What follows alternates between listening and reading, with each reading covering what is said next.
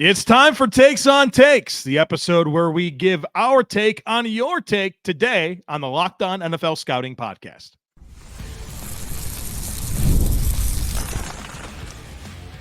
You are Locked On NFL Scouting with the Draft Dudes, your daily podcast for NFL and college football scouting. Part of the Locked On Podcast Network, your team every day. What's better than this? It's guys being dudes here on the Locked On NFL Scouting Podcast. We're the Draft Dudes. I'm Joe Marino from Locked On Bills. He's Kyle Crabbs from Locked On Dolphins. And we are your NFL experts here with you daily to talk team building across the league on the Locked On NFL Scouting Podcast with the Draft Dudes, part of the Locked On Podcast Network, your team every day. I want to issue a big thank you, shout out, and welcome to our everydayers. Those of you who never miss a single episode, we appreciate y'all being here very, very much. Today's episode is brought to you by FanDuel. Place your first $5 bet, and you'll get started with $200 in bonus bets, guaranteed. Just visit FanDuel.com to get started. I would like, for those of you who are watching on YouTube, to get this out of the way. And you haven't mentioned it, but we should probably just get it over with. Do you know where we're going right now? No idea. Do you like the haircut or no? I didn't. Kyle, I'm my deepest apologies. I didn't even recognize. I didn't. Different. I'm not offended that you didn't notice, but I know every time there's a thing with hair, I get comments for whatever reason. I think this is a totally normal looking haircut, but I went much shorter on the top, and I wanted to ask you if you like my haircut. Kyle, it looks wonderful, and thanks, I'm surprised I didn't even notice. I mean, I look at you every day for at least 45 minutes to an hour. Here we are. Here we are, man. I'm sorry. I didn't notice. Looks great, man. I'm jealous of it. In the comments, let us know if you think this is another ridiculous iteration of haircut for a totally normal, like, crew cut haircut. The journey you've been on for the last 10 years with the hair. Okay. Takes on takes today. I will say Joe at work's take didn't get put in, but I did roast him on the timeline. He's getting blasted in my mentions. Yeah, with the pumpkin pie. Pie. He came in at the buzzer telling us that pumpkin pie is a bottom tier pie. And boy, that's just not true. We got some food stuff to get to today, so that'll be fun. So here's what we're going to do. A little bit, it's not really different, but it is a little bit different. We got some fun stuff to get to, segment 1, segment 2. Segment 3, we're going all in on uniform stuff. So stick around for that at the end. It's going to be really fun. But we'll do our more normal flow here to start things off. And the people want to talk about running backs, Kyle. So the first couple comments here are about running backs. Let's dig into it. Casey says, due to the near league-wide defensive philosophical shift of base 2 high shells, teams are placing a greater emphasis on running the ball and playing for field position. The take, there will be at least 3 running backs taken in the first round, tying the high water mark of the last decade. And Halil's Real Football Tech came in and said, this is the strongest running back class in the last 5 years. I've only watched one of these guys, Ashton Genty. He's terrific. I don't know anything about another running back in this class. I'm hoping that you do. Ohio State has 2. Okay. You know, you remember Travion Henderson? Okay, yeah, he's still around. Right? He's been there for a decade. That's great. He's still ticking. And they also have Quinshad Judkins, who was at Ole Miss. He's the guy that Abdul Carter ran over in the bowl game last year. Okay, yeah, all right. I'm familiar with that. That's a very unfair representation. Right. Okay, cool. This is the first round running backs. But I would say the unnerfed version of NCAA 25 when it first came out, with like he had like the broken spin move that everybody would just push the B button and he would spin and you'd score because you couldn't tackle him. That's probably a better representation of who he is. I would say you will like Omarion Hampton, the UNC running back. You will like him a lot. Okay. I actually have confidence that you will have him as your second rated running back in the class. Wow. That's so is he a first round? People are saying this guy says 3 first round running backs, Kyle Crabbs. You like Javonte Williams? Yeah, I like Javonte Williams. I wouldn't have picked him in the first round, though. Right, yeah. I don't think I would pick Omarion Hampton in the first round either, but he's cut from that same cloth as far as being like 6 foot, 220, 225 pounds, is a load, amazing contact balance. And then it's like Ollie Gordon Oklahoma State. Nicholas Singleton, who's from like my hometown, plays at Penn State. He's very gifted. He had a big regression year last year, but that Penn State offense with like the transition to Aller was kind of rough in general. And it looks like he's bouncing back. So like he might be a top 5 back in the class, but I think you realistically have 3 candidates for top 50, and it's probably Genty, Hampton, and Judkins right now would say are like, I would not be surprised if those guys go in the top 50. All right. Well, we'll have to get to one of these. There's a supply and demand issue here, and I get it's the thing, but I don't know, is EPA per play on your runs? It doesn't matter. Just don't even bother running the ball. Nobody cares. Transitions well into what Adam has for us. He says the Bellcow running backs should be a thing in this league again. Teams that realize this will zag the zig. We are at the precipice and forefront of a tectonic shift in how offenses should operate. New vocabulary for Joe. Bro, I'm telling you, podcast. Gotta slow down to read this puppy. Should operate given how defenses are playing. Linebackers are lighter. D lines are athletic. I need you to give me the definition of tectonic first. Really, Kyle? Do you know what have you ever heard it used in a sentence before? No, I mean, come on. This is geography. Geography. Tectonic plates. It's what the earth. This is what I do in my casual time, reading about the crust of the earth sits on. The mantle, the core, and the crust. I know that. That's right. Yeah. And then the tectonic plates, they run into each other, and there's earthquakes. Oh, man. One goes down underneath the other one. That's what pushes the land up and creates mountains. So tectonic shift, it's like an earth moving shift. You had the recall to come up with that right on the fly right here? Fact check me. I'm not saying you're wrong, but the fact that you had the recall to do that, you know what I mean? Like, as you were saying, I was like, oh, yeah, I remember earth science in 7th grade. You know what I mean? That's what I was. Geography was 8th grade for us. Oh, geography. I call that earth science, don't you? Well, geography's location of things. That's broad. I don't know. I think I can tell you, I never had a class called Earth Sciences. We had something called Earth Science in 7th grade. My teacher was Mr. Bowling. I remember this. We learned about the tectonic plates. I remember what the lady looked like. I can't remember her name. What do you think? Are the Bellcow running backs coming back or not? I think you will probably see a reaction. The question is how fast the reaction happens, right? And I don't feel like teams are lining up to change their identity offensively. Does that make sense? And it's like you kind of saw San Francisco dabbled with it remember when they drafted Aaron Banks in the second round, and we're like, oh, that's an interesting. There's Trey Lance, Aaron Banks, Trey Sermon. They get Elijah Mitchell in the same draft later, and he ends up being the hit at running back. But like all of those guys were kind of different. And as that draft is unfolding, you're kind of putting the pieces together and say, oh, what kind of direction are they going? And then you see Sean McVay and their transitions to running more duo and inside and the big heavy hitters. It's like it happens, but I don't think it's just going to be drop of a hat. I think the teams that position themselves to get out in front of it are the teams that are going to reap the benefits of it the most because of how defenses are scaled relative to the portions of the league. But I don't think every team is going to have this aha and shift at the same time. It's somebody's going to have to do it and it work. And then people are going to say, hey, that's a really good idea. We should hire their offensive coordinator to come do it here for us. And then that's how it will pollinate again. And the cycle of life in the NFL and stylistic play will continue. What's the definition of a Bellcow back? Is there a touches threshold that you have to reach? Like right now we have like 11, 12 guys in the league that are averaging 20 touches a game. Are those Bellcow backs? Like that's my question. Touches or carries? I think touches. Carries? Yeah. Boy, I don't. We have last year.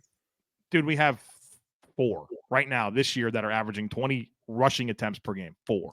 Well, and if you're going to invest in the running game, having more backs to be able to stay fresh and have depth at that position makes more sense. I don't think remember you're talking about 350 rush guys.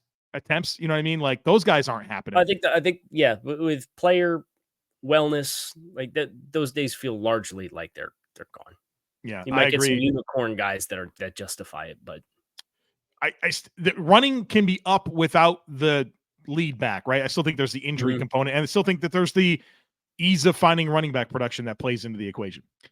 All right, we got more to get to. A little aggressive Travis Hunter take, a Josh Allen take. We got stuff to get to, folks. Be sure to stick with us.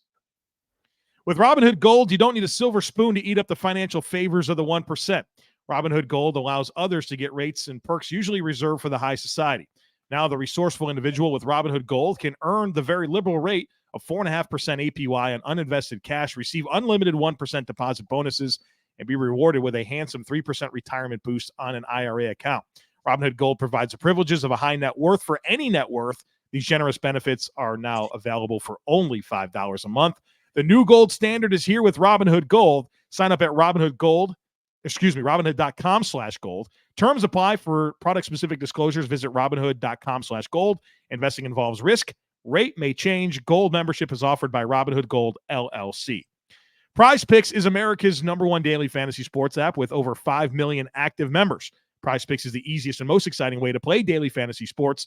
Unlike other apps, on PrizePicks, it's just you against the numbers. All you do is pick more or less on 2 to 6 player stat projections and watch the winnings roll in. I love this. PrizePicks is the only real money daily fantasy sports platform with an injury insurance policy, so that way your lineups stay in play even if one of your players gets injured. So download the PrizePicks app today and use code LOCKEDONNFL and get $50 instantly when you play $5. That's code LOCKEDONNFL on PrizePicks to get $50 instantly when you play $5.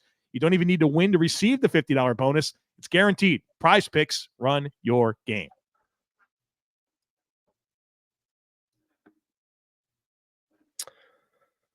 all right, we got.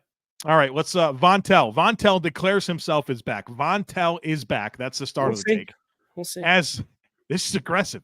As phenomenal as Travis Hunter is, he will not be the first wide receiver or cornerback drafted next year. He said, I'll leave it to you guys to figure out the players that will be drafted before him. I don't think this is aggressive at all. Well, Will Johnson's going to go. I think he has a good chance to go ahead of him at corner. So Yeah. who's the McMillan's the receiver? McMillan, yeah, from Arizona. Oh, I'd pick Hunter all day long over McMillan. But here's the thing. You're probably picking Hunter to be a wide receiver, right? Like if you could choose, that's what you'd pick him for? I don't know. I could change my mind tomorrow on that, but I have pretty strong convictions. I think his best future would be as a corner. Now, the team wants offense. There's more money at wide receiver. Like, I get it. And if that's the way he goes, totally fine. But I think McMillan has a height, weight, speed component, and he can win after the catch. And there's physicality. Like, I think he checks as many boxes, and he hasn't split his time 50-50. So we'll be different here. I think that Travis Hunter. So the point is that a true wide receiver and a true corner goes ahead of Travis Hunter. Mm-hmm. I will say that that's incorrect. I think that he will be before any receiver. That'd be my take. Okay. Dolphins craze. Josh Allen needed Diggs to become better, and Josh Allen doesn't need Diggs anymore to be an elite quarterback. Both can be true, and they are. You have to go first. I have an opinion on this, but yeah, you're obligated to go first. So my take on this is that, and I feel like I'm going backwards here because this is an old talking point that I used to bring up all the time. The person most responsible for Josh Allen's development is Josh Allen. Stefon Diggs absolutely helped, right? That the 2019 to 2020 jump that the Bills came out as this pass-aggressive team, and Stefon Diggs was the offensive catalyst in terms of the passing game and where it was funneled. All of that absolutely mattered in Josh Allen's development. And I think that they helped each other. Diggs wasn't that productive in Minnesota and multiple seasons with a good quarterback, right? Like, I think they helped each other. But I mean, I think that it is true, but it's not like I still think you have to give Josh Allen the most credit for how he's improved as a football player. Yeah, because he did the work, right? Now, I think that offense aided that development with getting Stefon Diggs because of how it allowed them to call games and build the confidence of Josh Allen as the young player, right? I think that's very true. I guess my opinion on this, and Josh is doing this part of it now, is that it's harder to sustain elite play than it is to reach a peak of high-level quarterback play. I think that's what makes what Josh has been the last couple of years impressive, because it would have been very easy for, was it the 2020 season, to look at that year and say, that's the pinnacle of his, statistically speaking, that's the pinnacle of his career, right? And he's found his production in different ways because he's needed to, and he's grown as a player. But you think about what we're seeing with Jalen Hurts right now in Philadelphia as another example of a player that reached really lofty production. And now last year there was the offensive regression and the staff was bad. And I get that, but they had a good supporting cast, and then they made some coaching staff changes. And then what does Jalen Hurts look like this year?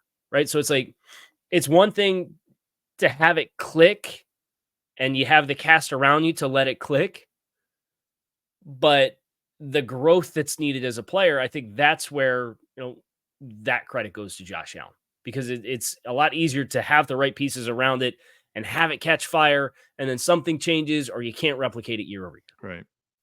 And Josh Allen's not going to say nothing bad about Stefon Diggs, so people stop trying to get him to do it. He won't do it. He'll throw a little barb in there in post games about it's nice not having playing with guys that don't care about stats. Yeah. And then they probe. He's like, "Oh, do you mean not playing with Diggs?" He says, "No, I love 14. I love him. I love him." Yeah. Tell him I said hi. Give him a kiss for me. This one I've been excited to get to from Evan. Chocolate. Did I say that correctly? Chocolate. You're fine. You're fine. Is overrated. He said, "I'd take French vanilla over it any day, not just as an ice cream flavor or cake. Chocolate is only good with caramel or peanut butter." I think that's factually incorrect. I don't think it's entirely correct, but I'm not sure it's bad. I think chocolate is enhanced when it does have caramel or peanut butter. And things can be too chocolatey. Like regular milk chocolate is good. But whenever it's like this rich, decadent triple chocolate cake, I don't want anything to do with that. That's just way too much. It's too rich for me. Chocolate on top of chocolate is rough. Boy, too much. Yeah. But do you think that is chocolate better by itself, or is it enhanced? Chocolate and peanut butter is peak of life? Yeah, it's an elite combo. Yeah. Caramel, it's hit or miss. I like caramel for sure. I really like nuts in my chocolate, like peanuts or walnuts. I think the almonds, boy. But the point is, other things enhance it. It's not as elite by itself. It's more elite when other things are with it. Adam's aggressive here. He says, if you know nothing about the prior history and watch the undefeated teams this season, you would assume the Chiefs were the least likely to succeed of the 3-0 teams in the league. I mean, that's true, but don't fall for it. That is true, but don't fall for it. That's a very fair thing to observe. They have not played close to a complete football game yet. And they will continue to until probably the divisional round. They might get one by mid-December. You're like, oh, there it is. Yeah, we got it. We'll put that on layaway for another 3 weeks, and we'll see you in the divisional round, and boom, off we go. Lose some game to the Broncos in week 18 or week 17. You're like, oh, they're beautiful. Yeah, okay. Wake me up when it happens. Jake says, wow, this is good. Jayden Daniels is being spoon-fed a gimmicky offense while Caleb Williams is being thrown in the deep end. Daniels' career will peter out like Robert Griffin III's, while Caleb goes on to have an Andrew Luck-esque success. What's the name of this person? His name is Jake. What's his handle? Do you know? I don't know. I just wrote down Jake. He responded on Twitter. All right. This is the thing, right? This is. I need to do some research before I. Got to find the tweet and the response. All right. So I'm gonna do. Hey, this is a good idea for your Twitter header here. You have your 3. Oh yeah, you like that? When did you do that? I don't know. Maybe a month ago. You know. That tells you how often I go on your page. Oh man, you're not just every day going there to see what I tweeted about? That's No. very disappointing, Kyle. So there's Adam. We got a couple ball spikes on us. Oh, okay. Yeah, he's got a bear and a football logo next to his name and his Twitter name. I disagree with the take. I'm very concerned about Caleb Williams. You want to know why? Because Caleb Williams is playing just like he did at USC, and I always had concerns about that translating to the NFL. Good. Congratulations to Washington for designing plays to get the ball out of his hands, but it's not like Jayden Daniels isn't pushing the ball down the field, and it's not like he's not using his legs. So, I don't know, man. So I do think there are limitations within what a Cliff Kingsbury offense is capable of. But this kind of goes back to the Stefon Diggs and Josh Allen conversation that we just had. If that's what you need to have in place to build the confidence and the self-efficacy of the player to be able to play at a high level in the NFL, and he takes it upon himself and he gets better at the other elements of his game, then he's just in his caterpillar stage right now. It's okay to have him in a cocoon. And then as he grows, if he grows, I don't think this is a threat of stunting his growth. I think confidence is everything in quarterbacks. And that's Jordan Palmer told us that one time, right? Yeah. Like that's the number one trait. Yeah. Of all highly successful NFL quarterbacks, the number one common theme and trait amongst them is confidence. So I would rather have the guy in a cocoon who can be productive and have opportunities to make good decisions and encourage that. And then he can learn to walk the tightrope as he goes, instead of the guy that says, give me everything. I'll drink through the water hose. I'm going to make every mistake under the sun. There's going to be negative talking points about me.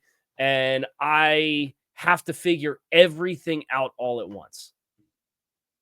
And I don't know, like Andrew Luck played in a pro-style offense versus and Lincoln Riley's offense has plenty of success of putting quarterbacks to the NFL. But just the playing experience that Caleb had, it's not like he was playing like Andrew Luck. This is a very refined game. I thought Caleb was very instinctual and the instincts really won and the physical arm talent won. You got to harness that. And Chicago's not doing that. And I don't think that's a good thing. Real quick, Weekly Huddle podcast. The Brian Daboll redemption saga begins on the offensive staff of the 2025 Indianapolis Colts. Be a good spot for him, right? Who's quarterback? What's Anthony Richardson, right? Is it? I mean, you got to give him a little more time, right? We'll see. See how the year plays out. But I think that'd be a reasonable fit. We'll see. Yeah, we'll see. Good spot for Dave's. All right, uniform. Segment 3, all about uniforms. It's going to be fun. Don't miss it. Stick with us. Hey, NFL fans, you could start the season with a big return on FanDuel, America's #1 sportsbook. So when you get a hunch in the middle of the game, you could check out the latest stats, view live play-by-play, and so much more on the same page where you place your bets. I actually did that last night. I was watching Dallas and the Giants, and I had a bet that CeeDee Lamb was going to be the first touchdown scorer. And that didn't work out. I was very disappointed, but I'm like, you know what? He's going to score a touchdown in this game. I see how they're feeding the ball, and I got in on that action. You'll get started with $200 in bonus bets guaranteed when you place your first $5 bet. That's FanDuel.com. First and Fins puts it on a platter for us. He says, you got to do the thing. We will. 90%. That's a high number. We're going to find out if it's true or not. Of the league's throwback uniforms are better than their current uniforms. So, this is the challenge that I want to take this, and this is what I want to do. We're going to go through the entire NFL. I have a list of all the teams in alphabetical order. And the objective is for Kyle and I to decide yes or no. Is the current iteration of this team's uniform their best version, or is there a previous iteration that we think is better? We'll go team by team. I got them all written down, and we'll see where we land. All right. Let's start in the East. I have them in alphabetical order. Okay. I have a list of teams. Yeah. So, right. Arizona Cardinals is up first. Probably not. Have they ever had a good uniform? You think about. I wish they would do more Arizona State and lean into the state flag there. Like I think the Pat Tillman uniforms are better than the ones right now. I think this is true. But So they're just like the modern Jaguars version of the Arizona old ones. It's just a plain white shirt with red. Yeah, it's fine. It's not its best, whatever. but they had the sleeves with David. You remember David Boston they did have that Arizona flag on there. Whatever. All right, yes or no? Sure. Okay. The Atlanta Falcons, 100%. Yeah, they're wearing the red helmets today or this week. God, they're so good. 100% true. Yep. Baltimore Ravens. Have they ever really had a different uniform? Well, remember they had like the gold pants and they had the helmet with the B on it. No, yeah, that's not better. Their current ones are good. Their current good.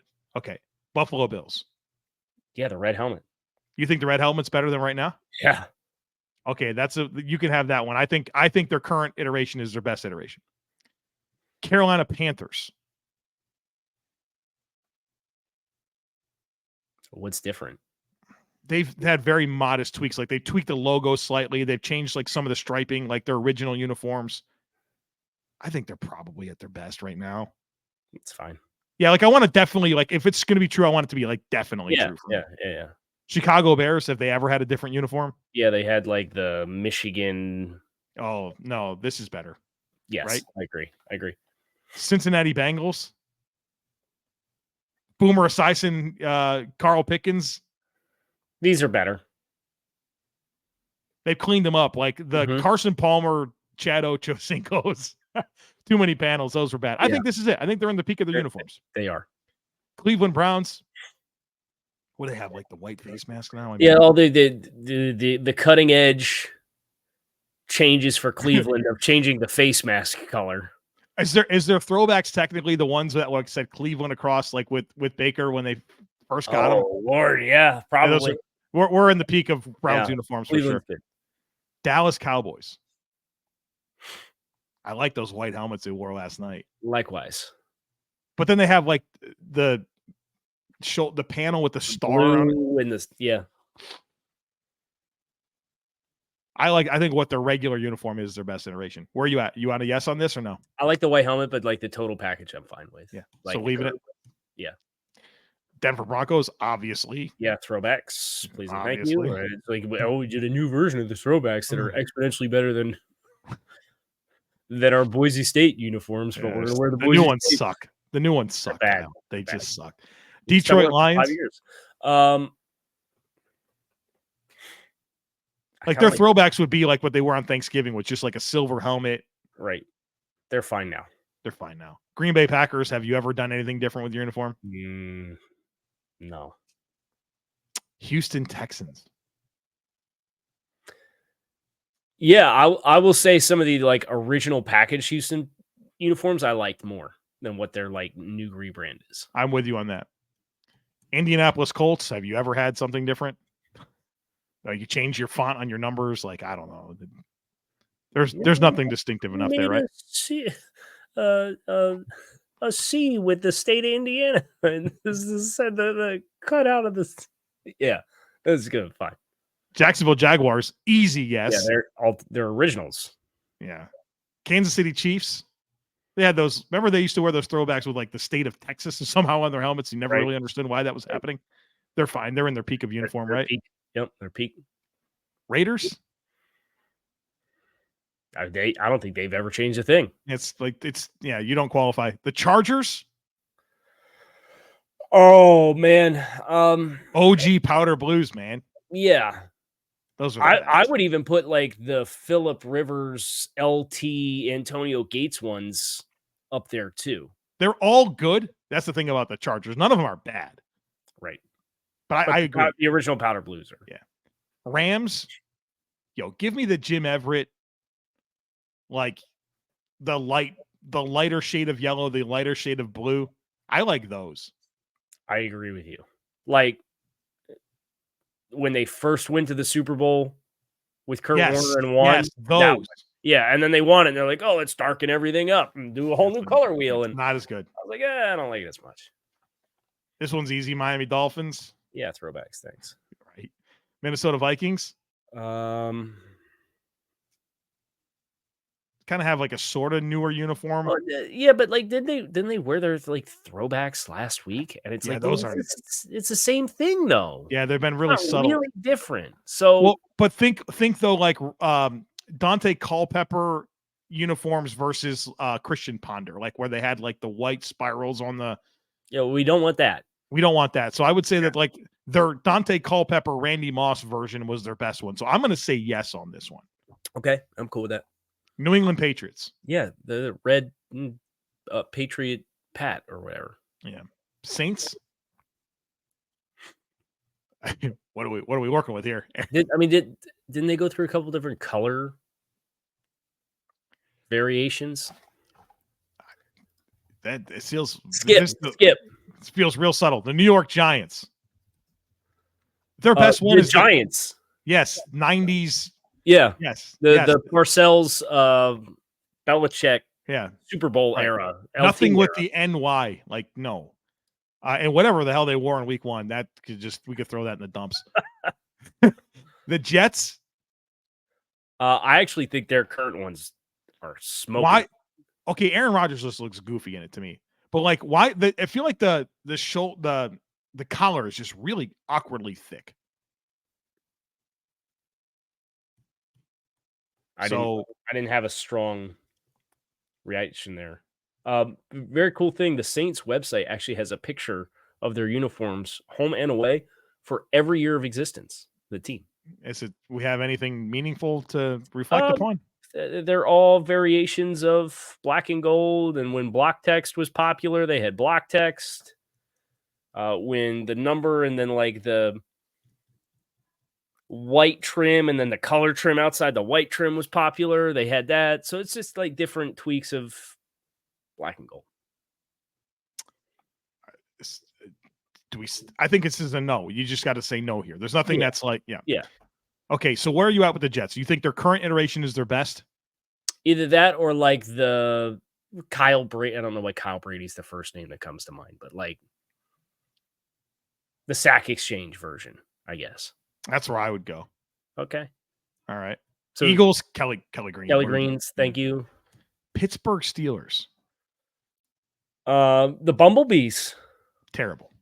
Yeah, they're awful. So I think they're timelessly good now. They wore an iteration one time with a yellow helmet that I thought was awesome. But didn't they wear yellow pants every game, right? Like they don't even have another color pant. Wait, dude, is this true? They don't have. Is this really true? You tell me. Now that you say this, I'm like, oh my god! Wait, they don't even have black pants, do they? Let me check Steelers uniform history. I'm pretty sure they've never had anything other than yellow pants. That is so strange. You should have white pants. You should have black pants, and you should wear them all regularly. This is crazy. Or yeah, white pants. It's yellow pants. Wow. Okay. 49ers. Oh, they actually were all black in 2016 for the Color Rush program. Oh, congratulations for your one-off. Yeah. 49ers? Yeah, don't you feel like that? The throwbacks with the block text. Yeah, those are the best ones. So they're not in their best uniform. Seattle, not in their best uniforms, right? Clearly, Cortez Kennedy version's the best. I would even put like the 06 Super Bowl ones? Oh, Sean Alexander. Yeah, I'd put those in front of what they have now too. Yeah, they're in their worst place as a uniform. Tampa Bay Buccaneers, obviously the creamsicle is the best. Yep. Tennessee Titans. Can you throw the Oilers on them? Like, does that count? Technically, but even Tennessee has had better versions of their uniforms. So this is clearly not their best uniform. Yes. And then Washington Commanders. How do we even deal with that? I like the one that had the arrow. Like the maroon and like the dark gold. Yeah, I'm the arrow on the helmet. You know which one I'm talking about? So that's a yes for you. Yeah. I like the ones they have now, though. I do think they're pretty clean. Right. It's hard to compare though, because it was like a different. It's a total rebrand. Right. It's a total rebrand. I'll say yes on that as well. All right. So here's where we land. I think we had one different. It was the Bills. I have 18 teams that are not in their best uniform era, and you have 19. So that's not quite 90%, but it's a little more than half. If you have one, you should probably just wear it. Right. What's funny is we started off slow. If you look at the chart here, Some of them don't have enough changes. Right. So that is a common denominator here. Yes. That's it. We did the thing. All right. Well, that's going to do it for us here on Locked On NFL Scouting. You can find us on YouTube or wherever you listen to your favorite podcast. We appreciate you guys for checking out the show. As always, enjoy the weekend of football that awaits, and we will be back to talk to you all again on Monday.